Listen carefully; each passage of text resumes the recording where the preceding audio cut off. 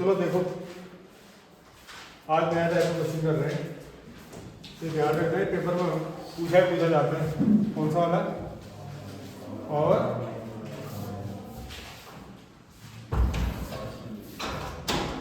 कौन सा power wiring, ठीक है। तो पावर वायरिंग है, इसका आपने स्कीमेटिक एंड कॉस्टिंग करने का क्वेश्चन पूछा जाता है, ठीक है। अब एक बेसिक क्वेश्चन इसको देखते हुए चलते हैं, इसके बेसिस पे फिर एक क्वेश्चन और करवाऊंगा, बट जरूरी नहीं है कि पेपर में ऐसा ही क्वेश्चन पूछा जाए, कुछ भी क्वेश्चन आपका पेपर में पूछा जा सकता है। अब क्या कह रहा है क्वेश्चन, जरा ध्यान से देखो। एक फाउंड्री वर्कशॉप, एक कोई वर्कशॉप है, जैसे हमारे कॉलेज में है वर्कशॉप, चाहे आप इलेक्ट्रिकल वर्कशॉप की बात करो या फिर जो हमारी फर्स्ट ईयर में होती है वर्कशॉप की बात करो, इस तरीके से कोई एक वर्कशॉप है जिसका आपको प्लान दिया हुआ है। प्लान दिया हुआ है मतलब कि उसका आपको डिजाइनिंग दी होगी, अभी देखेंगे नीचे, जैसा कि डायग्राम 4.1 में दिखाया गया है, जो नेक्स्ट पेज में होगा। एक 10 HP 10 HP की एक मोटर है। कैसी मोटर है? 10 HP की एक मोटर है, 10 HP की एक मोटर है, जिसको 3 फेज कैसे सप्लाई चाहिए इसको, जो मोटर है एक मान लो इस तरीके की, इस मोटर को कैसे सप्लाई चाहिए, 3 फेज चाहिए। 3 फेज सप्लाई के लिए आपको याद रखना है कितने तार जाएंगे, 3 तार जाएंगे। कौन कौन से? R, Y and B। 50 hertz ये इसकी स्पीड दे रखी है, कितनी दे रखी है, 1440 RPM, 440 RPM, मतलब कि जो इसकी स्पीड है कि रिवोल्यूशन पर मिनट है, मतलब 1 मिनट में कितने चक्कर लगाएगा ये, 1440। इसका रोटर जो होगा कितने चक्कर लगा लेगा, 1440, ठीक है। ये इसका स्पेसिफिकेशन ही दिया हुआ है कि नई मोटर को स्टार डेल्टा स्टार्टर किसके यहाँ लगाना है, स्टार्टर। कौन सा टाइप का स्टार्टर है, स्टार डेल्टा स्टार्टर, ठीक है। और ऐसे ही आपको डिफरेंट टाइप ऑफ स्टार्टर होते हैं। एक होता है DOL स्टार्टर। क्या होता है? DOL starter, direct online starter, जो छोटी पावर की मोटरों में यूज किया जाता है, जिसको हम लगभग 3 HP या 2 HP से कम पावर की मोटरों में यूज करते हैं, अगर आपको दिया ना हो, मेंशन किया ना हो तो, ठीक है। स्टार डेल्टा स्टार्टर होता है। और ऐसे एक होता है हमारा ऑटो ट्रांसफार्मर, सॉरी क्या कहते हैं उसको, ऑटो ट्रांसफार्मर स्टार्टर ही होता है शायद, ठीक है। तो वह 3 अलग अलग टाइप के स्टार्टर हैं, तो अलग अलग जगह पे अलग अलग तरीके से का यूज किया जाता है। तो यहाँ पर कौन सा स्टार्टर यूज किया गया है, स्टार डेल्टा स्टार्टर। कौन सा यूज किया गया है, स्टार डेल्टा स्टार्टर, ठीक है। सहित लगाना है विद्युत उपकेंद्र वर्कशॉप में उपलब्ध, जो लाइट है वो वर्कशॉप में उपलब्ध है। वायरिंग का डिजाइन करें तथा वायरिंग में लगने वाले सामान्य के मूल्य सहित उसका आकलन कीजिए। समझे? अब एक बार आपको रफली समझा देता हूँ क्वेश्चन क्या कहते हैं। क्वेश्चन कुछ ऐसा कहते हैं कि आपकी एक वर्कशॉप है, चलो इसके नीचे दिया होगा, उसके डायग्राम को देखिए। ये आपको एक वर्कशॉप दी हुई है, क्या दी हुई है, एक वर्कशॉप दी हुई है, ठीक है। इस वर्कशॉप में ऑलरेडी आपका लाइट उपलब्ध है, मतलब कि बिजली इसमें है, बिजली की व्यवस्था इसमें है। कहने का मतलब अगर ये वर्कशॉप है तो इसमें आपका एक हीटर लगा होगा, जिसमें आपकी लाइट लगी हुई होंगी, जिसमें 4 तार हो सकते हैं, R, Y, B और एक न्यूट्रल का तार, जो आपकी लाइट यहाँ पर दी गई है। अब इसी वर्कशॉप में आपने एक मोटर लगानी है। क्या लगानी है? मोटर। कितने HP की मोटर है ये? 10 HP की मोटर है। कितने HP की मोटर है? 10 HP की मोटर है। कमरे की लंबाई और चौड़ाई आपको दी हुई है, कमरे की लंबाई और चौड़ाई आपको दी गई है। इसकी चौड़ाई कितने मीटर है? 15 मीटर की इसकी चौड़ाई है।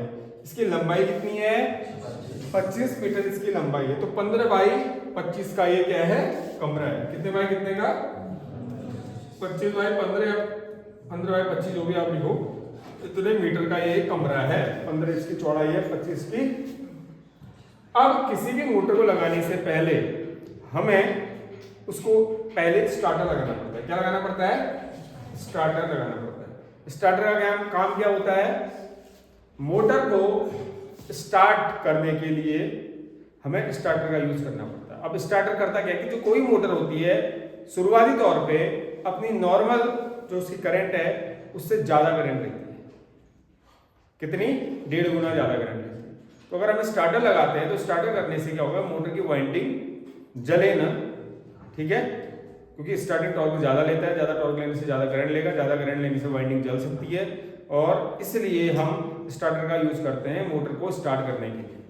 जैसे ही मोटर अपनी 75% ऑफ रेटिंग स्पीड का ले लेती है, जैसे इसकी 1400 कितनी है, 1440 थी, 1440 थी, तो 1440 का लगभग आप मान के चलो 70%, लगभग 1000 आरपीएम के आसपास जब वो उतनी स्पीड पकड़ लेगी तो उसके बाद हम उस स्टार्टर का जो मेन काम है उसको चेंज कर देंगे। मतलब कि जैसे डेल्टा स्टार्टर है तो हमने पहले स्टार में चलाया उसको, जैसे वो अपनी स्पीड पकड़ जाएगी तो हम उसको डेल्टा में कन्वर्ट कर देंगे, ठीक है। स्टार डेल्टा स्टार्टर के बारे में डिटेल में फिर बाद में बताया जाएगा, अभी जितना तुम्हें जरूरत है उतना हम देख लेते हैं। तो स्टार्टर का काम है मोटर को स्टार्ट करना, ठीक है। तो इस तरीके से मोटर में स्टार्टर का यूज किया जाता है। उसके अलावा इसने यहाँ पर स्विच लगा रखा है, कौन सा स्विच लगा रखा है, ICTP, कौन सा लगा रखा है, ICTP। इस ICTP का फुल फॉर्म क्या है, आयरन कोर ट्रिपल पोल, क्या है, iron core triple pole switch. इस स्विच का काम है मोटर को ऑन या ऑफ करना है। जैसे अब जब आपको आप मोटर को ऑन करोगे, आज की डेट में हम MCB लगा सकते हैं ना, 3 पोल MCB लगा सकते हैं, क्या लगा सकते हैं, 3 पोल MCB भी वहां पर को यूज किया जा सकता है। जैसे ये इस तरह का स्विच होता है, जरा बता देता हूं आपको।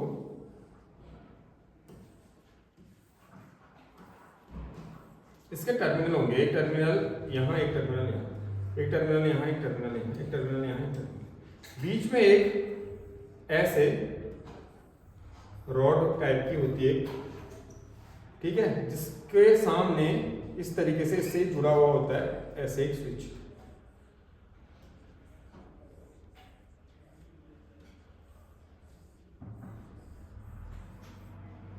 अब जब आपका ये स्विच ऑन की कंडीशन में है तो ऊपर से जब सप्लाई आ रही है ऐसे और नीचे को सप्लाई आपकी जा रही है तो ये जाएगी। जैसे आपने इस हत्थे को ऊपर की ओर करा तो क्या होगा कि यहाँ पर ऐसे खांचों में ऐसे फिट रहेगा वो, इस तरीके से आप समझो, ये 2 खांचों के बीच में जो ये दिख रहा है ना, ऐसे खांचों में फिट रहेगा।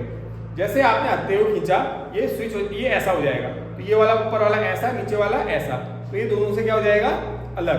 तो मतलब जो बीच वाला ये पार्ट है ये क्या हो जाएगा, जैसे आपने हत्थे को यूं किया तो ये कुछ ऐसी कंडीशन बन जाएगी, ये मतलब समझो ये इस तरीके का हो जाएगा। ये अभी तक ऐसे था तो ये सीधा हो जाएगा, एकदम ऐसा तिरछा हो जाएगा। तो ये वाला टर्मिनल और ये वाला टर्मिनल एक दूसरे से क्या हो जाएगा, डिस्कनेक्ट हो जाएगा, अलग हो जाएगा, ठीक है। तो ये ट्रिपल पोल इसलिए कहा जाता है इसको क्योंकि इसमें 1 2 3 फेजों के लिए R Y एंड B के लिए 3 हमारे क्या है, पोल है। और आयरन कोर मतलब ये आयरन का बना हुआ है, जो इसका मटेरियल है, ठीक है।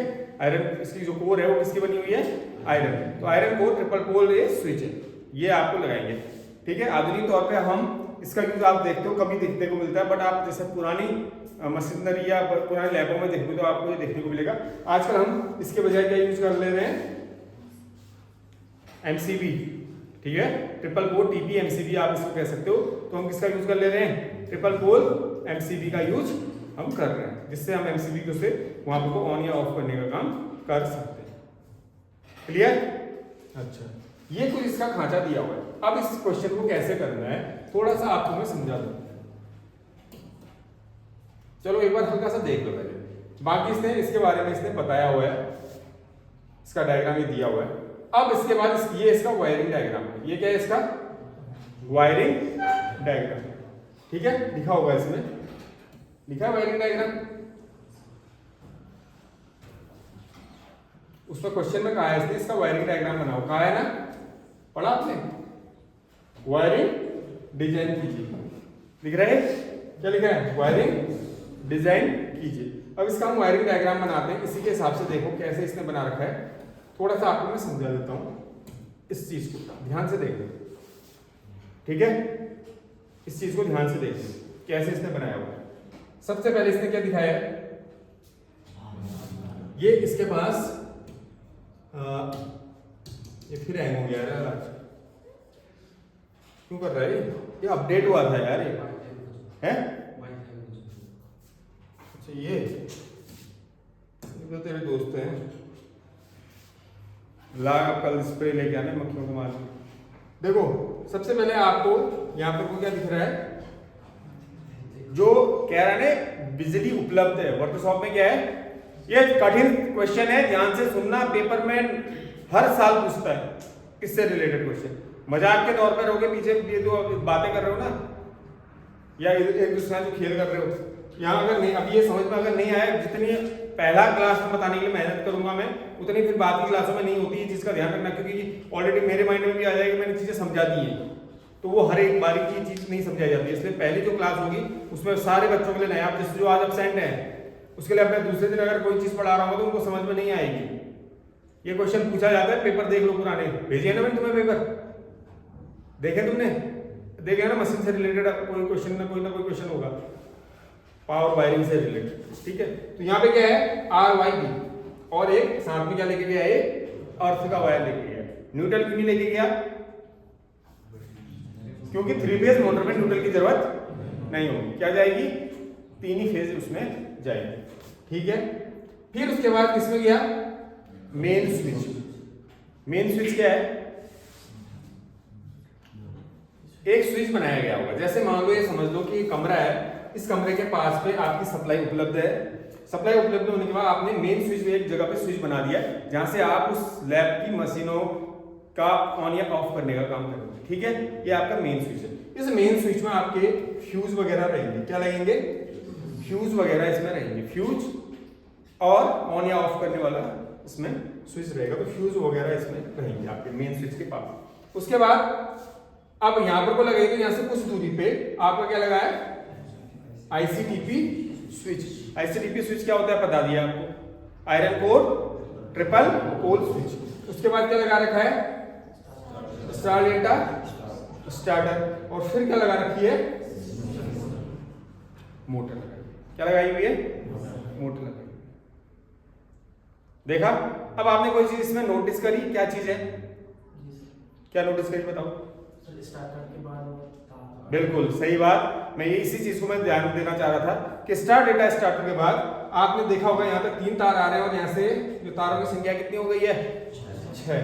पहले कितने थे, 3। अर्थ वायर को छोड़ते हुए, अर्थ वायर तो चल रहा है साथ में, ठीक है, अर्थ वायर को छोड़ते हुए यहाँ कितने थे, 3, और यहाँ कितने हो गए, 6 हो गए। तो हमेशा याद रखना, जो स्टार डेल्टा स्टार्टर होगा, स्टार डेल्टा स्टार्टर सिर्फ और स्टार्टर में नहीं होगा ये, अगर मैं यहाँ पर डीओएल स्टार्टर लगा दूं, ऑटो ट्रांसफार्मर स्टार्टर लगा दूं, तो वहां पर कोई चीज नहीं होगी, ठीक है।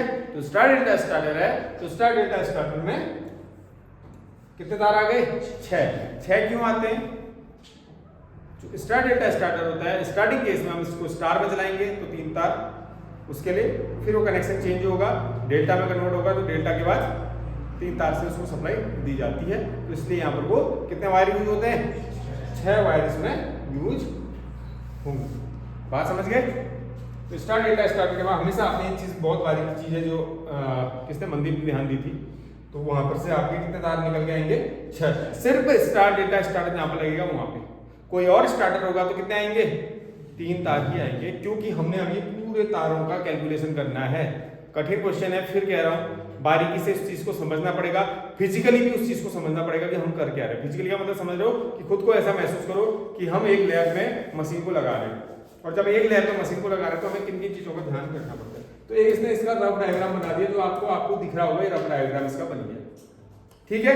अब एक बार इसकी लंबाई देखते हैं कि कितनी लंबाई बन रही होगी, एक बार उसके लिए आप इस डायग्राम में आओ।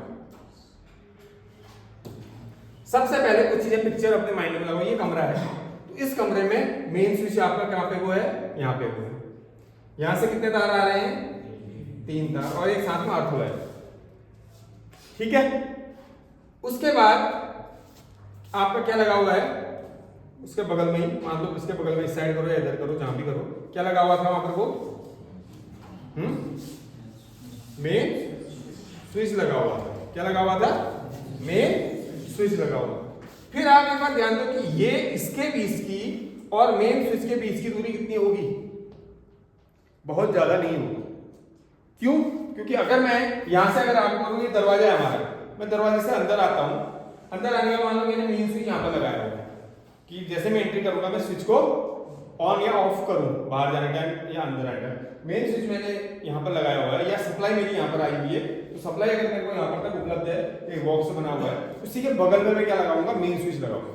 जहां पर मेरी सप्लाई उपलब्ध है उसी के ठीक बगल में लगभग आप ये दूरी को कितना मान सकते हो, 0.5 मीटर ज्यादा ज्यादा, या 1 फीट या 1.5 फीट, ठीक है, 1 फीट या 0.5 मीटर, मतलब 0.5 मीटर समझ रहे हो, लगभग 1 मीटर मेरे हाथ के बराबर अगर मानते हो तो आधा हाथ के बराबर, मतलब वहीं पर जहां पर लाइट उपलब्ध है उसके बगल में आपने बॉक्स बना के वहां पर आप क्या लगा दोगे, मेन स्विच लगा दोगे। अब यहां पर मेन स्विच है, तो अब यहां से लेके इसकी दूरी कितनी होगी, ज्यादा होगी। कैसे लोगे, इस कमरे की लंबाई के हिसाब से। कैसे लोगे, इस कमरे की लंबाई के, कहने का मतलब कि अगर यहां पर आपका मेन स्विच है और मोटर आप इधर लगा रहे हो तो कमरे की लंबाई के दूसरी साइड है, जैसा कि यहां पे हम देख पा रहे हैं। तो ये दूरी कम से कम कुछ भी नहीं तो 15 मीटर के करीब होगी। कितनी होगी, 15 मीटर। 15 मीटर की दूरी के बाद आपने क्या लगाया, आईसीटीपी स्विच। क्या लगाया, ध्यान से सुन लो हर एक बात को। आईसीटीपी स्विच के बाद बगल में क्या है, स्टार्टर। तो आईसीटीपी स्विच और स्टार्टर इसके बीच की दूरी बहुत कम होगी, लगभग वही जैसे इसमें हमने क्या लिया था 0.5, तो इसको भी क्या ले लेंगे 0.5 के आसपास ले लेंगे। अगर ये 15 के बजाय अगर 25 मीटर इसकी लंबाई, इसको 20 लेते हो तो 20 भी चलेगी, ठीक है, वो आपकी कैलकुलेशन के ऊपर है कि आप मोटर कैसी जगह पे लगाना चाह रहे हो। फिर उसके बाद मोटर लगी है, क्या लगी है, मोटर जो होगी उससे दूरी के हिसाब से तो ज्यादा नहीं होगी, लगभग हम समझो कि जहां पर ये स्विच लगा रखे हैं उसके अगल बगल मोटर होगी, लेकिन कुछ आपको फिजिकली समझनी पड़ेगी कुछ चीजें। कैसे समझनी पड़ेगी, समझाऊं, देखो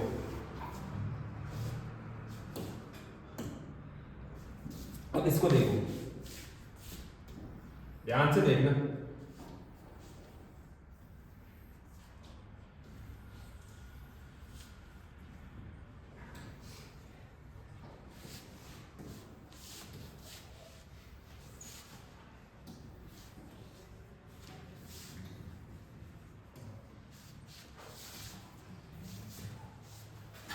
ये मान लो एक कमरा है, क्या है, कमरा है। इस कमरे की जो ये लंबाई है ये कितनी है, 25 मीटर, और जो इस कमरे की चौड़ाई है ये कितनी है, 15 मीटर। अगर मैं इधर से उधर की ओर जाऊं तो उसके हिसाब से देखते हुए चलते हैं। ये जमीन है, ये क्या है हमारा, जमीन है, फर्श है। कुछ चीजें ध्यान देना कि जो हमारी क्या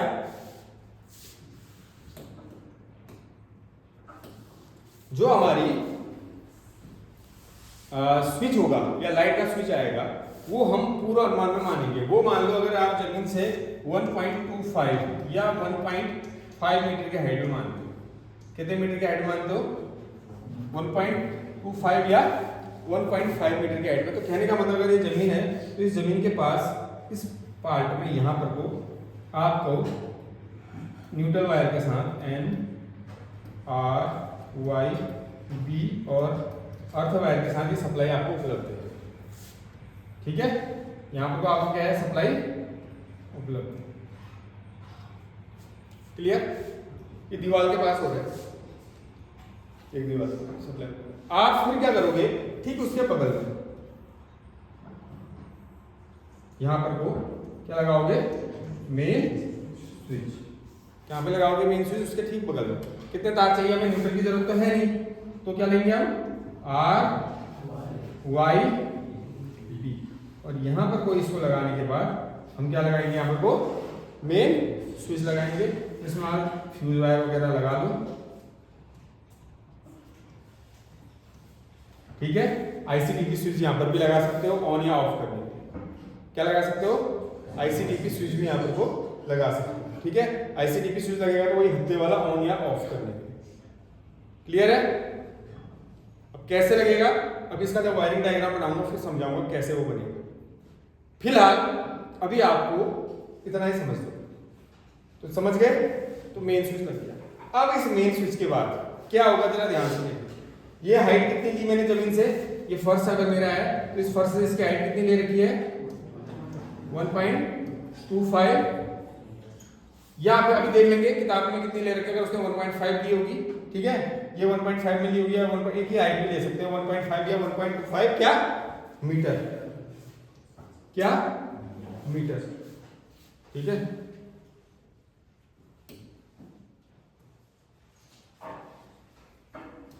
इतना मीटर है। बात समझ रहे हो, जमीन से इस हाइट पे काम चल रहा है, ये नीचे जब फर्श है तो फर्श से इस हाइट पे काम चल रहा है। यहाँ पर वो मेन स्विच और उसके बगल में सॉरी यहाँ पर वो लाइट उपलब्ध है तो उसके बगल में क्या लगा दिया हमने, मेन स्विच लगा दिया। क्लियर है। अब कहां जाना है हमने, आईसीटीपी स्विच के पास। तो हम आप क्या करेंगे, इस वायर को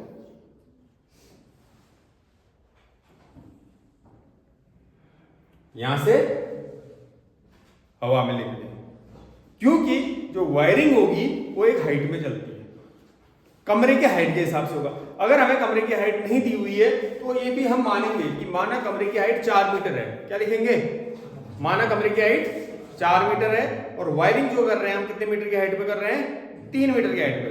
कितने मीटर की हाइट पे, 3 मीटर की हाइट पे। तो 3 मीटर की हाइट पे हम चले गए।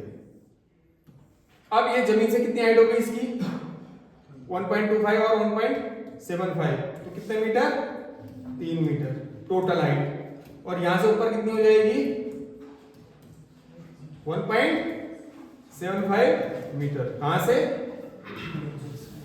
कोई दिक्कत यहाँ पर था किसी को, क्योंकि 1.25 नीचे थी, 3 मीटर टोटल है तो ये 1.75। अब आप आगे आओगे ऐसे, ये दूरी की बात मैं जो कर रहा था, ये ध्यान से देखना, ये बहुत इंपॉर्टेंट डायग्राम है। ये आपको ना बुक में बताना वाला है कोई, ना कहीं कुछ बताने वाला है। तार की सीधे लंबाई लिखी होगी, ये दूरी कितनी होगी,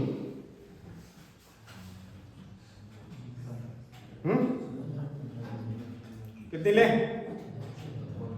25 मीटर का कमरा है। कमरे के बगल से अगर हम लेते जाए तो 20 मीटर भी ले सकते हैं। कितना लेना है, आपके ऊपर है जितना मानते हो। कितना ले लिया मैंने, 20 मीटर ये दूरी है। फिर वायर नीचे आएंगे, फिर वायर नीचे आएंगे। नीचे आने के बाद हमने ये दूरी देखी और यहाँ पर क्या लगाया, आईसी टीपी स्विच। फिर उसके बगल में क्या लगाया, स्टार डेल्टा स्टार्टिंग। उसके बाद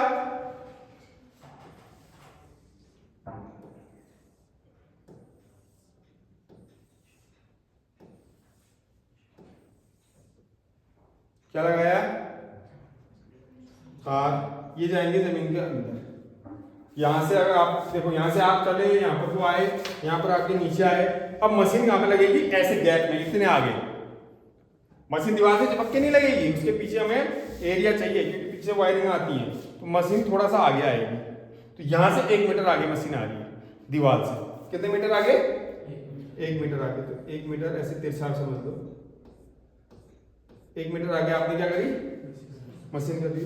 फिर उसके बाद उस मशीन को देखो, नीचे गए जमीन के नीचे, वायरिंग अंदर लाए, फिर वहां से ऊपर उठाओगे, ठीक है। तो मशीन का बेस होगा, मैं यहां पर बनाता हूं, ये मशीन का क्या है, बेस है।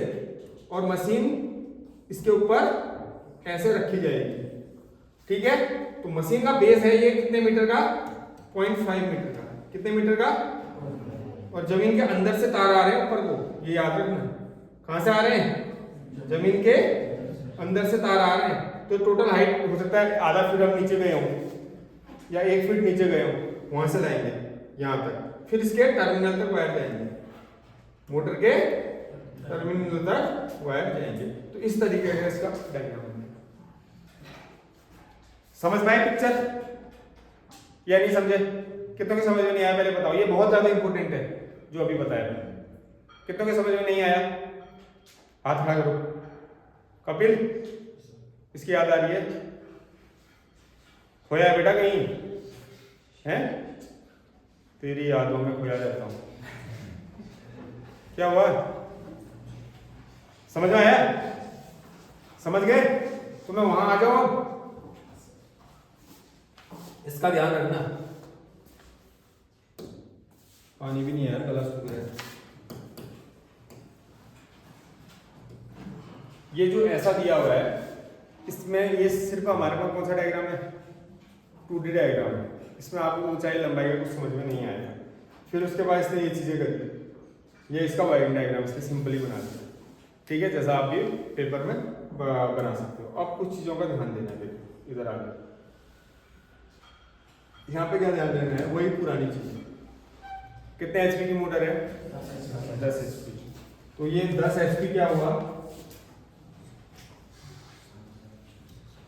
क्या हुआ ये पी आउटपुट। पी आउटपुट कितना दिया है,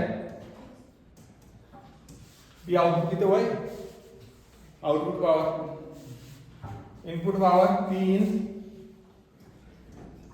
बताओ पी इन कितना, √3 VI cos phi। ये तो होता है 10 एचपी को वाट में मतलब क्या करूं, 10 गुना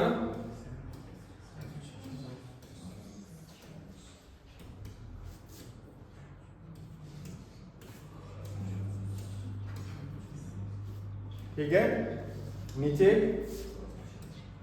√3 V कितना दिया था, है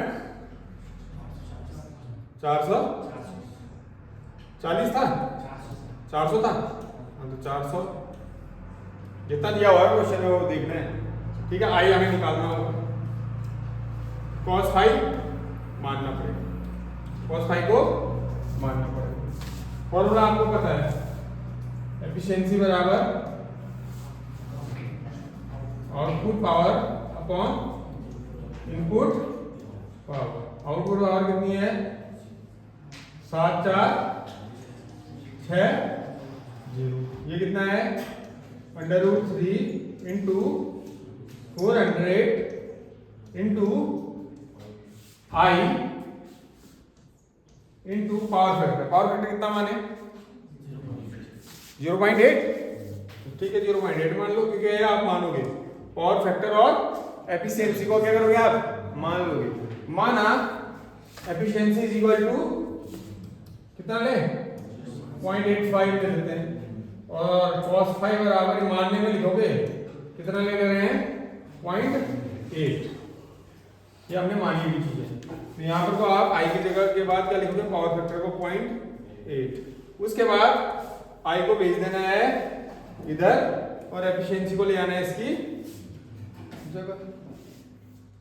क्लियर, कर लोगे, नोट करने की जरूरत नहीं है ना यहाँ पर को, क्योंकि ये करते हुए आगे रहो, आगे बढ़ो। वही चीज ने लिखी होगी, क्या लिखा है, करंट आई बराबर आउटपुट बट्टे इनपुट। इसने पावर फैक्टर कितना लिया है, 0.7। एफिशिएंसी कितनी ली है, 0.9। हालांकि मोटरों की एफिशिएंसी इतनी नहीं होती है, 90% जो इसमें दिखा रखी है, कमी होती है। ट्रांसफार्मर वगैरह की एफिशिएंसी अच्छी रहती है, ठीक है। तो हम कोशिश करेंगे कि जो एफिशिएंसी है इनको ना ऐसा करना कि 0.8 1 के बीच ही रखना है, ठीक है ना, बहुत ज्यादा लो भी नहीं करनी है, बहुत ज्यादा हाई भी नहीं करनी है। जैसे इसने पावर फैक्टर 0.7 लिया तो 0.8 के अराउंड रखो, कोई जरूरी नहीं है कि जैसे इसने किया वैसे करना। तो यहाँ से इसने करंट निकाल दी, क्या निकाल दी, करंट कितनी आई हुई, करंट 17.85, जिसको इसने कितना मान लिया, 15 मान लिया। अब देखो एक लाइन बता, ध्यान से देखना महावीर, ये देख, इंडक्शन मोटर को प्रारंभ करने से इंडक्शन मोटर कह रखा है, अपनी जो करंट है नॉर्मल करंट उससे कितना गुना ज्यादा लेती है, 1.5 गुना। तो आप लिखोगे कि जो करंट आई है 17 एम्पियर, तो कोई भी मोटर, ठीक है, अपने स्टार्टिंग कंडीशन में या स्टार्ट करने के समय अपनी सामान्य धारा से 1.5 गुना अधिक धारा को लेती है। अतः जो करंट है वो हम 1.5 गुना करेंगे। तो 17 का 1.5 गुना किया तो इसमें कितनी आई, 25.5 एम्पियर, लगभग 26 एम्पियर के आसपास करंट जा सकती है। कितनी करंट जा सकती है, 26 एम्पियर के आसपास की इसमें करंट जा। अब हम इसे 26 एम्पियर के हिसाब से चीजों की गणना करेंगे। जो वायरिंग वगैरह होगी, जो वायर यूज कर रहे थे वो किसके हिसाब से गणना करेंगे, इसकी 26। इसी के हिसाब से जो स्विच लगेंगे हमारे या फ्यूज लगेंगे हमारे, वो सारे के सारे जो भी इसमें चीजें लगेंगी वो इस करंट के हिसाब से डिजाइन की जाएंगी। क्लियर है? अच्छा, इसमें कुछ पूर्वानुमान किया हुआ है जो मैं आपको समझा चुका हूं उस डायग्राम में। क्या लिखा है जरा ध्यान से देखो। सबसे पहले पढ़ो आप, क्या लिखा है? वायरिंग फर्श से कितने मीटर के हाइट में? 2.5 मीटर। हमने कितना लिया था बताओ? कितना? 1. शाबाश। हमने लिया था इसको 3 मीटर। कितना लिया था? 3 मीटर। कितना मीटर लिया था? वह कहा था वायरिंग, स्विच की बात नहीं हो रहा है, मेन स्विच की बात नहीं हो रही है। किसकी बात हो रही है? वायरिंग मतलब जो तार जा रहे थे। कितने हाइट पे लेके गए थे हम? 3 मीटर ले गए थे। तो हमने कितना लिया था? 3। मुख्य बोल्ट फर्श से कितनी ऊंचाई पे लिया है? 1.5। मैंने आपसे एक चीज कहा था कि इसने 1.5 लिया होगा या 1.25 लिया होगा, बट इसने कितना लिया है? 1.5 मीटर की हाइट में लिया हुआ है। हम भी 1.5 ले लेंगे, कोई दिक्कत नहीं। हमने कितना माना था? 1.25 माना था ना? ठीक है, 1.5 मीटर किसने हाइट में लिया हुआ है? किसको? मुख्य बोल्ट। मुख्य बोल्ट मतलब जहां पर वो लाइट पहुंचे। मुख्य स्विच इसको लिया है 1.25। किस किस को देखा है? मुख्य स्विच को कितना लिया है? 1.25। स्टार स्टार्टर को 1.25। इसको भी 1.25 कर लेना यार, खाली क्यों फालतू का करना है। हालांकि नियम है कि जो स्विच होता है ना, ये जो हमारे स्विच वगैरह दिख रहे हैं ये सब 1.5 मीटर की हाइट पे होते हैं। जमीन से कितने हाइट पे? 1.5 मीटर की हाइट पे। जो पावर सॉकेट होते हैं ये वाले, ये जमीन से 0.5 मीटर की हाइट पे होते हैं डिजाइन के अकॉर्डिंग। ठीक है, क्योंकि इससे हमें कनेक्शन देना होता है। तो ये कुछ चीजें होती हैं। तो आप इसको 1.5 मीटर रख लो या फिर इनको 1.25 कर लो, उसी के हिसाब से कैलकुलेशन हो जाएगा, कोई दिक्कत नहीं है। थोड़ा सा गणित ऊपर नीचे करनी आनी चाहिए। अच्छा, ये सारी चीजें। हाँ, लोहे का बोल्ट जो ऐसी बोल्ट है वो सब यही लगा। मोटर फर्श से कितने हाइट पे लगा रहे हैं? 0.5। तो 0.5 हाइट का क्या बनेगा? उसका बेस। तो उसका बेस बनेगा ईंट वगैरह जिससे भी आप बनाओगे, वो कितने हाइट का बनेगा? 0.5 मीटर के आधार का बनेगा। ये आपको पूर्वानुमान करेंगे। ये सारे के सारे क्या है? पूर्वानुमान है। ठीक है। अब आपकी एक चीज आपने देखा, तो करंट आई कितने एम्पियर की आई? 25। तो उसके हिसाब से जो आपने केबल यूज कर रखी है, कितने mm² की यूज कर रखी है? 10 mm² की कर रखी है। आपको केबलों की रेंज पता होनी चाहिए। 0.5 mm² की आती है, 0.75 की आती है, 1 की आएगी, फिर 1.5 की आएगी, 2.5 की आएगी, 4 की आएगी, 6 की आएगी, फिर 10 की आएगी। तो 25 एम्पियर के आसपास ज्यादा करंट है काफी। ठीक है, बहुत ज्यादा करंट है। तो इसमें हम कितने mm² की लगा रहे हैं? 10 mm² के करंट केबल का यूज कर रहे हैं। मुख्य स्विच और उसका स्विच भी तो बनेगा, जो मुख्य स्विच है उसका भी स्विच बनेगा। उसका जो करंट लेने की क्षमता कितनी है? 60 एम्पियर, 600 वोल्ट। इसके अलावा आप यूज कर सकते थे 30 एम्पियर वाला भी। कितना? 30 एम्पियर, बट इसने सेफ्टी पर्पज के लिए थोड़ा एक्स्ट्रा रखा है। कितना रख दिया? 60। हालांकि 30 वाला भी इसमें खप जाता। जैसा आता है ना, 32 एम्पियर की एमसीबी आती है, 25 एम्पियर की एमसीबी आती है, 32 एम्पियर की एमसीबी आती है, पता है आपको? फिर 40 की भी आती है, आइसोलेटर आता है हालांकि 40 का। तो वो उसके हिसाब से आप 32 वाली भी यहाँ पर को यूज कर सकते हो। ये जो हमारे सॉकेट होते हैं कितने एम्पियर के होते हैं पता है? नॉर्मल सॉकेट बताओ? 6 एम्पियर। पावर सॉकेट होते हैं कितने एम्पियर के होते हैं? 16 एम्पियर के होते हैं। ठीक है, वैसे ये जो स्विच है आप 32 एम्पियर 600 वोल्ट वाला भी आप यहाँ पर वो ले सकते हो। पर ठीक है, 60 का ले लिया है, पर्पज आगे प्लस लेते हुए चला है, तो ठीक है, कर दे दो उसको इसी के हिसाब से। समझे क्या क्या हुआ? ये एक बार दोबारा से आऊं, यहीं पर तक आऊं दोबारा से। क्लियर चल रहा है? बढ़ो फिर आगे। अब यहां पे कुछ चीजें आ गई हैं जिस लिस्ट को आपने बहुत ध्यान से समझना है। इस लिस्ट के बाद कॉस्टिंग शुरू होगी। ठीक है, अब इसको ध्यान से सुनो। सबसे पहले क्या लिखा है? तार स्थापन खंड। क्या लिखा है? क्या है इसका मतलब? तार को किस जगह पे स्थापित करना है, मतलब कहां से कहां तक के लिए आप बिछा रहे हो। ठीक है, उसकी डिटेल। फिर ये क्या है? चालकों की संख्या, मतलब नंबर ऑफ कंडक्टर। जो आपका वायर है उसमें कितना कंडक्टर या मतलब कितने तार उसमें जा रहे हैं। तभी वो चित्र को जो पहले बनाया था उसको ध्यान से देखना है, वायरिंग डायग्राम। फिर है आपका वाहक नली का प्रारूप। वाहक नली क्या होती है? जिसके अंदर तार जाता है, जिसके अंदर तार जाता है उसको क्या कहते हैं हम? वाहक नली। ठीक है, कंड्यूट फाइल हो गया। फिर वाहक नली की माप, मतलब कितना मोटा यूज कर रहे हो। वाहक नली की माप मतलब कि जो पाइप जाएगा वो कितना, इसका mm जो होगा, इसका व्यास या डायमीटर जो कहते हैं वो कितने mm का होगा। फिर है वाहक नली की लंबाई, कितनी उसकी लेंथ है, कितनी लंबाई तक आप बिछा रहे हो। और लास्ट में आपको नंबर चालक की लंबाई, मतलब कंडक्टर जो यूज हो रहा है, कितना मीटर हमारा कंडक्टर यूज हो रहा है। क्लियर है? ये बात दोबारा से देख लो। क्या क्या है? सबसे पहले तार स्थापन खंड, मतलब तार को कहां से कहां तक आपने बिछाया है। ठीक है, फिर उसके बाद है आपकी चालकों की संख्या, मतलब कितने तार उसमें बह रहे जा रहे हैं या कितने तार उसमें होंगे। फिर है आपका वाहक नली का क्या? प्रारूप। फिर है वाहक नली की माप। फिर है आपको वाहक नली की लंबाई। तो क्या क्या है? प्रारूप, फिर क्या है? माप, फिर है लंबाई। ये तीनों की तीन किसकी है? जिसके अंदर तार बिछता है वो पाइप के अंदर। तो वाहक नली का प्रारूप, वाहक नली का माप और वाहक नली की लंबाई। उससे पहले क्या था? चालकों की संख्या। और उससे पहले क्या था? तार स्थापन खंड। और लास्ट में है तार की लंबाई। ये आगे इधर उधर हो सकते हैं, बट ऐसा नहीं कि पहले लंबाई इधर लिख रहे हो और चालकों की संख्या इधर लिख रहे हो, वो फिर गलत हो जाएगा, क्योंकि यहां से ये मल्टीप्लाई करके निकलता है। अब समझते हैं इसको। ठीक है, सबसे पहले आपका मीटर बोल्ट से मुख्य बोल्ट तक।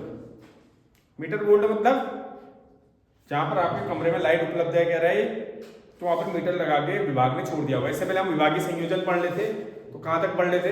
मीटर लगाने तक पढ़ लेते। अब मीटर लगाने के बाद क्या आएगा? लाइनमैन या जो भी आपका बिछाने वाला आता है वो काम करेगा। तो उसके बाद की कहानी है, तो मीटर जहां पर लगा है, मीटर से मुख्य बोल्ट। मीटर से मुख्य बोल्ट तक कितने तार थे? 3 तार थे RY की। दूरी कितनी थी? 0.5 थी। वही मान के चल रहे थे हम, तो वही देखो 3 तार थे। अच्छा, ये प्रारूप, इसका मतलब है ना, जो वाहक नली है, जो उसमें क्या पाइप जाएगा, वो कैसा पाइप लगाओगे आप? 2 टाइप के पाइप आते हैं, अगर आपने देखे हो। एक आता है सॉलिड, जो मुड़ेगा नहीं, अगर आप मुड़ोगे टूट जाएगा। हमारे लैब में पड़े होंगे, जैसे हम टाइट पाइप होंगे ना, इसके अंदर जो पाइप होंगे, जैसे ये है, ये टाइट है, दिख रहा है? इसको दृढ़ कहेंगे। इसको हम घुमा ऐसे मोड़ नहीं सकते, मोड़ेंगे तो क्या होगा? टूट जाएगा। तो इसको कहते हैं दृढ़। क्या कहते हैं इसको? दृढ़ कहते हैं। तो ये दृढ़ टाइप का मतलब सॉलिड, इंग्लिश में क्या कहते हैं इसको? सॉलिड। ठीक है, और इसकी जो मोटाई है, जो एक पाइप की ये मोटाई है, गोल टाइप का पाइप होगा, जैसे यहाँ पर गोल नहीं है, रेक्टेंगल है, बट गोल पाइप जो होगा उसकी क्या होगी? ये जो व्यास है ये होगा, ये कितना दिया है? 25 mm। कितने mm का? 25 mm का। थोड़ा सा मोटा पाइप है। क्यों मोटा पाइप है? क्योंकि यहाँ पर थोड़ा सा मोटा तार यूज कर रहे हैं। कौन सा? 10 mm स्क्वायर वाला। कौन सा यूज कर रहे हैं? 10 mm स्क्वायर का एक तार है, तो 3 तार है, तो 3 तार के लिए मोटा तार पाइप चाहिए, इसलिए। अच्छा, इसकी लंबाई कितनी थी? अभी बताया था राहुल शर्मा ने।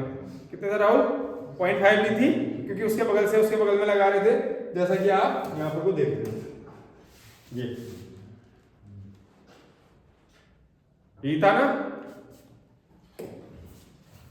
अब टोटल लंबाई कितनी हो जाएगी तार चालकों की? 1.5 मीटर। कैसे? क्योंकि ये इससे मल्टीप्लाई होगा। क्यों? समझ पा रहे हो क्या कह रहा हूं मैं? ये लाइन समझो पहले, क्या हो रहा है? पता चल रहा है? पता चल रहा है नहीं चल रहा है? सबसे पहले आपने कहां से कहां तक तार बिछाया है? कहां से कहां तक बिछाया है? मीटर बोर्ड से मुख्य बोर्ड, मीटर बोर्ड से, ये मीटर बोर्ड है मान लो, इससे मुख्य तक कितने तार? 3 तार। इस तार को जिसमें ले जाओगे, पाइप भी तो लगाओगे, लगाओगे नहीं लगाओगे? वो पाइप किस टाइप का लगा रहे हो? सॉलिड, बिना मुड़ने वाला, की जरूरत नहीं है, सीधा सीधा जाना है। ठीक है, कैसा पाइप है? प्रारूप में क्या आएगा? सॉलिड या दृढ़। अच्छा, उसके बाद इसकी माप, जो इसकी मोटाई है कितनी होनी चाहिए? 25 mm लिखा है उसने। कितने लिखी है? 25 mm। ठीक है, फिर आई है लंबाई। लंबाई कितनी है इसकी? यहां से यहां तक 0.5, तो लंबाई 0.5 आ गई। फिर है चालकों की संख्या या चालकों की लंबाई। तो चालकों की लंबाई कितनी है? 0.5 ये, 0.5 ये, 0.5 ये, तो 0.5 इंटू 3 1.5। समझ गए? अब हर चीज में ध्यान रखना क्या हो रहा है। मक्खी ढूंढो रे, मक्खी बैठ गई क्या?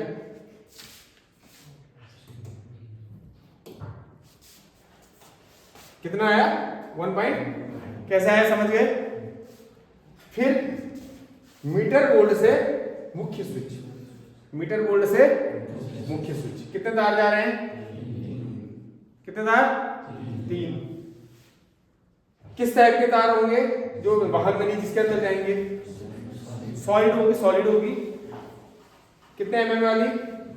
25 ही होगी, क्योंकि यहाँ 25 है तो मेरे यहाँ भी 25 ही होगी, क्योंकि सेम तार जा रहा है, तारों में कोई चेंज किया नहीं है। तो कितनी होगी? 25 होगी। लंबाई कितनी ली इसने? 20.25। कैसे आई होगी? हमारे चित्र में कितने आएगी ये बताओ। जो हमारा डायग्राम है इसमें बताओ लंबाई कितनी आएगी ये वाली।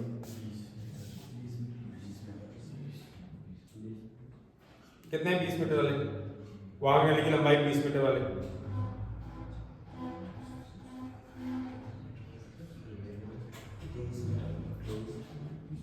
कितना?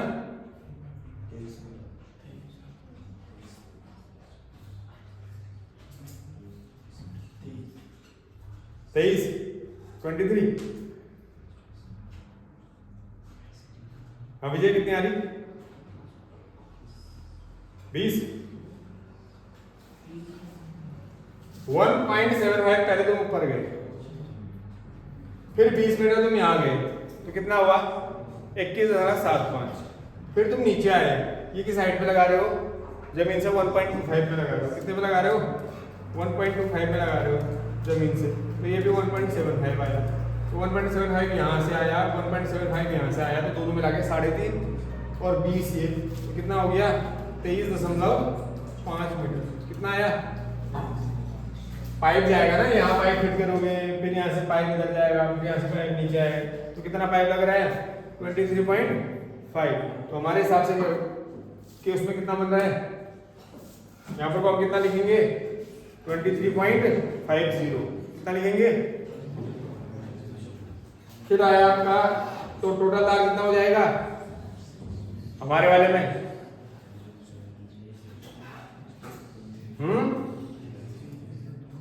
कितना होगा? है 60?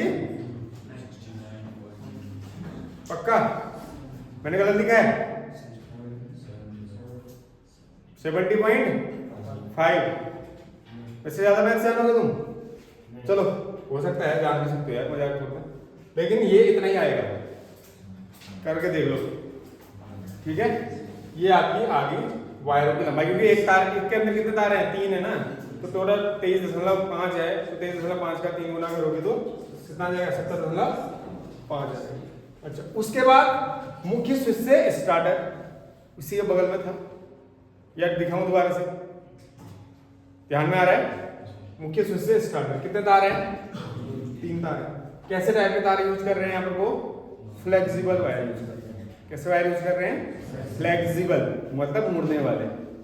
ठीक है, उसको सुनम्य कहते हैं। क्या कहते हैं? सुनम्य। कितना? वही सेम 25, लेकिन वाहक नलियां अलग टाइप की होगी। ध्यान रखना कहाँ पर को ये यूज होते हैं, ये याद रखना है कहाँ कहाँ पर को। पहला है आपका आईसीडीपी से स्टार्टर के बीच में फ्लेक्सिबल, जो मुख्य स्विच है या आईसीडीपी स्विच वही है, ठीक है, उससे स्टार्टर। ठीक है, क्लियर है? 25 यार। अब आपका स्टार्टर से मोटर के आधार मतलब बेस, स्टार्टर से मोटर के बेस तक, मोटर के बेस तक जब आप जाओगे तो कितना मीटर यूज हो रहा है और कितने तार यूज हो रहे हैं? सबसे पहले तारों की बात करो, 6 तार। पता है ना, स्टार्टर से 6 तार आ जाएंगे। कैसे तार होंगे? जो वायर नली होगी कैसी होगी? सॉलिड होगी। 32 क्यों हुए? वायर नली का माप में 32 क्यों किया? क्योंकि आप 6 तार हो गए, तो 6 तार हो गए, संख्या बढ़ गई, तो भाई मोटा करना पड़ेगा पाइप को। जिसके अंदर पानी जा रहा है वो। अच्छा, लंबाई 3.25 कैसे हुई होगी, समझ गए? देखो 1.25 हाइट थी तो 1.25 पहले ऐसे आया होगा, फिर जमीन के अंदर भी गया होगा, कम से कम कितना, आधा मीटर भी अगर आप लेके जाते हो तो 1.75 ऐसे मान लो, 1.75 के 1 मीटर ऐसे तिरछा आया होगा, 2.75। फिर जितना नीचे है जमीन के आधार तक आएगा तो 0.5 नीचे गया तो 0.5 और ऊपर आएगा, तो 2.75 में 0.5 जोड़ोगे तो 3.25 कितना हो जाएगा, नहीं समझे? ऐसा देखो, यहां पर तक आपका स्टार्टर था, ये क्या था, स्टार डेल्टा स्टार्टर। मैं मतलब क्या करके जा रहा हूँ, एक तार को लेके चलता हूँ, तुम सब में उसी से समझ जाए, क्योंकि 6 तार लेके जाने में टाइम लगेगा। तो ये 6 तार है, समझो कितने तार हैं, 6 तार। तो 6 तार पहले जमीन के हाइट तक आए 1.25, फिर ये जमीन आ गई, जमीन से नीचे ले गए कितना, 0.5, तो कितना हो गया टोटल 1.75। फिर उसके बाद 1 मीटर में तिरछा यहाँ से आगे की ओर आया, कितना मीटर, 1 मीटर, कितना हुआ 1.75 और 1 2.75। फिर मैं ऊपर आऊंगा जमीन के हाइट कितना 0.5, कितना हो गया 3.25, कितना हुआ, अरे यार 2.75 में 0.5 ऐड करोगे तो कितना आएगा 12, एक इधर चले गया, 3.25 नहीं आएगा। तो फिर हम अब कहाँ है, मोटर के आधार तक आ गए, जमीन जो आधार है उस आधार तक पहुंच गए, कह रहे ना आधार तक, तो उसके आधार तक आ गए, कितना मीटर 3.25। कितने तार हैं, 6 से गुणा करोगे तो 19.5 मीटर आपका तार लगेगा। फिर उसके बाद मोटर के आधार से मोटर के टर्मिनल बॉक्स तक, जब मोटर के आधार तक आ गए तो मोटर के आधार से उसके टर्मिनल बॉक्स जहाँ कनेक्शन करने हैं मोटर के ऊपर, तो वो दूरी आपकी लगभग कितनी है, 1 मीटर ली है इसमें, कितनी ली है 1 मीटर करीबन ले रखी है, क्योंकि तार थोड़ा सा फ्लेक्सिबल है तो ढीला भी तो रखना ही पड़ेगा, ठीक है। तो यहाँ पर से अगर आप जाए तो फ्लेक्सिबल वायर है, 32 mm वाला है, इसकी लंबाई इसने 1 ले ली, 6 तार है, तो टोटल लंबाई कितनी हो गई, कुछ समझे क्या हुआ, ये आपको करना पड़ता है या नहीं समझे? अब दोबारा से एक बार शुरू से रिवीजन करो, क्या है, सबसे पहले क्या करेंगे, ध्यान से सुनो, बोर हो रहे हो तुम, आज और दिनों में तुम्हारे तरफ फर्स्ट क्लास देता हूँ, तुम्हारा मुंह मुरझा गया है पीछे, मैं कॉस्टिंग नहीं करा रहा हूँ, बट इसको ध्यान रखना। सबसे पहले आपने क्या कर रखा है, कमरे की लंबाई चौड़ाई के हिसाब से चल रहे हैं, कमरे की लंबाई चौड़ाई के हिसाब से चलने के बाद एक ऐसा वायरिंग डायग्राम बना देना। ये वायरिंग डायग्राम आपने बना दिया, इस वायरिंग डायग्राम को अगर और सॉलिड तरीके से करना है तो जो मैंने वहां पर बनाया था उस तरीके से अपने को समझाने के लिए कर देना है, ठीक है। अब ये भी अभी प्रॉपर तरीके से नहीं बना हुआ है, ठीक है, प्रॉपर तरीके से बनेगा कैसे वो मैं आपको फिर बताता हूँ, पहले अभी चलते रहो। फिर उसके बाद आपने सबसे पहले करंट निकालनी है, क्या निकालनी है, करंट निकालने के लिए क्या फॉर्मूला लगाना है, एफिशिएंसी बराबर आउटपुट बट्टे इनपुट। आउटपुट क्या होगा, जितने पावर की आपकी मोटर दे रखी है, कितने एचपी की दी थी 10, उसको वाट में बदलोगे, ठीक है, जिसमें 2 चीजें माननी पड़ती हैं, कौन सी, पावर फैक्टर और एफिशिएंसी। वहां से आप किसको कैलकुलेट कर दोगे, करंट को कैलकुलेट कर दोगे, करंट जितनी आएगी उसको कितना करोगे, 1.5 गुना करोगे।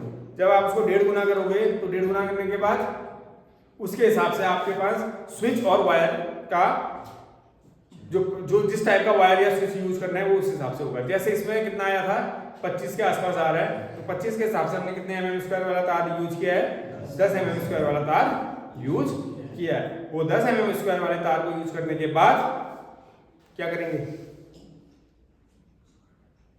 स्विच वगैरह जो लगेंगे उसका भी दिखेंगे। जैसे इसने 60 एम्पियर और 600 वोल्ट का स्विच इसमें यूज किया। फिर उसके बाद ये आ जाता है कि कितने तार हमने, कितनी लंबा मीटर तार तो लाओगे, मार्केट से तार मंगाओगे, पाइप मंगाओगे, घर में फिटिंग करते हैं जो आते हैं फिटिंग करने वाले, क्या क्या चाहिए होता है उसको, सारा सामान जो भी चाहिए होता है वो मंगाना है। बट उससे पहले आपको बताएगा ना कि वो भाई तार इतने मीटर तार खरीद के लेके आओ, तो कितने मीटर तार खरीद के लाना है उसको इसने कैलकुलेट किया है। कितना मीटर पाइप लाना है और कैसा पाइप लाना है वो इसने यहाँ पर कैलकुलेट किया है, समझ रहे हो। तो यहाँ पर आप देखो क्या क्या निकल के आ रहा है, 25 mm वाली वाहक नली कितनी है, 25 mm वाली वाहक नली मतलब पाइप जिसके अंदर तार फिट करना है, तो कितने 20.75 नहीं, अब ऐसे नहीं करेंगे, हम सॉलिड वाली मंगाएंगे। अब देखो सॉलिड वाली 25 mm वाली कहाँ पर यूज हो रही है, सॉलिड और 25 mm, ये दो ही है देखो, सॉलिड 25 mm, 20.25 और 0.5 कितना हुआ, हाँ 20.75, तो कितनी यूज करी, 20.7, कहीं पर और दिख रही है तो 25 वाली सॉलिड ना। अब 25 वाली फ्लेक्सिबल कितनी है, एक ही जगह है, कितना क्लियर कहोगे मंगाने के लिए। फिर ये 6 वाली शुरू हो गए हैं, मतलब 32 में सॉलिड कितना है 3.25 और 32 में फ्लेक्सिबल कितना है 1। तो ये 4 टाइप के आपके वायर यूज हो जाएंगे, ये पाइप जो वहां नहीं होती। कितने टाइप मंगाओगे, 4 टाइप। फिर उसके बाद केबल की टोटल लंबाई इसको जोड़ दो, इस साइड में इसमें कुछ नहीं करना है, क्या कर दो इसको जोड़ दो, तो इसको जोड़ के कितना आ रहा होगा 89.25 लगभग 90 मीटर। ठीक है, 10% आप एक्स्ट्रा लगोगे क्योंकि कटेगा छिलेगा सब होगा, तो आप 100 मीटर का एक बंडल मंगा लो, क्योंकि 98 आ रहा है तो 100 मीटर का आप पूरा उसका बंडल मंगा लो। तो 100 मीटर आपने क्या कर दिया, तार यूज करें। क्लियर है यहाँ पर तक, कोई दिक्कत, आगे बढ़ो।